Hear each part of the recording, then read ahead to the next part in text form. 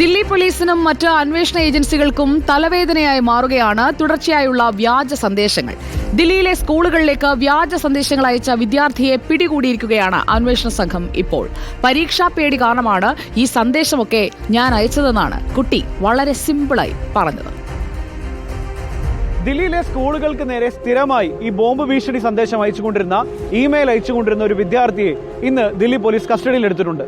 പരീക്ഷാ ഭയം കാരണമാണ് താൻ ഇത്തരത്തിൽ കള്ളം പറഞ്ഞിരിക്കുന്നത് അല്ലെങ്കിൽ മെയിൽ അയച്ചിരിക്കുന്നതെന്നാണ് കുട്ടി പറഞ്ഞിരിക്കുന്നത്. ഏതായാലും രാജ്യതലസ്ഥാനത്ത് എല്ലാ ഏജൻസികളെയും വട്ടം കറക്കിക്കൊണ്ടിരുന്ന കുട്ടി ഇപ്പോൾ പോലീസ് കസ്റ്റഡിയിലാണ്. 1-2 തവണ മാത്രമല്ല ഈ കുട്ടി ഇങ്ങനെ വ്യാജ ബോംബ് സന്ദേശം സ്കൂളുകൾക്ക് അയച്ചിരിക്കുന്നത്.